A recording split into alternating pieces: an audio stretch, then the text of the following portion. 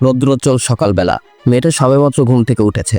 জানালা দিয়ে বাইরে তাকাতেই সে পুরোপুরি ঘাবড়ে গেল। দূরে শুধু দেখা যাচ্ছে বিশাল এক সুনামির ঢেউ শহরের দিকেই ধেয়ে আসছে।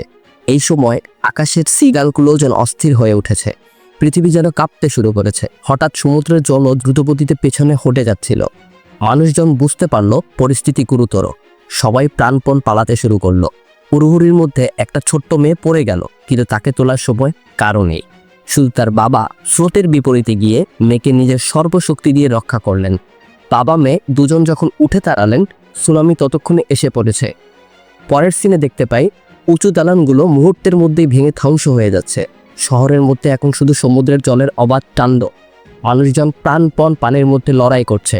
সুনামি থামার পর যারা বেঁচে আছে তারা উঁচু কোনো জায়গায় ওঠার চেষ্টা করছে। একজোড়া ভাই বোন হঠাৎ দেখলো সামনে একটা ইলেকট্রিক খুঁটি তাদের দিকেই পড়তে চলেছে।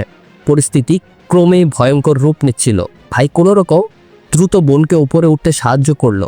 তারপর নিজে কোনোভাবে লাস্ট সেকেন্ডে উঠতে সফল হলো। খুঁটিটা পানিতে পড়ার মুহূর্তে সে বাঁচলেও অন্যরা এত ভাগ্যবান ছিল না। এক এক করে সবাই বিদ্যুৎপৃষ্ট হয়ে প্রাণ হারাতে শুরু করলো। ভাই বোন যখন পাশের একটা বিল্ডিংয়ে ওঠার প্রস্তুতি নিচ্ছিল, তখনই ভাইটার গায়ে একটা জানালা ভেঙে পড়লো। সে ভেসেই যাচ্ছিল, কিন্তু হঠাৎ একজোড়া হাত তাকে রক্ষা করলো। তবে তারা কিছু বোঝে ওঠার আগেই ব্যথায় কাতরাতে কাতরাতে তারা শুধু দেখলো তাদের জীবন বাঁচানো সেই উপকারী মানুষটি জলের স্রোতে ভেসে যাচ্ছেন, কিন্তু তাদের কিছুই করার ছিল না। এদিকে খবর পেয়ে উদ্ধারকর্মীরা দ্রুত বেরিয়ে আসছিল। জীবন নিয়ে দৌড়ানোর এক বিশাল উদ্ধার অভিযান শুরু হলো।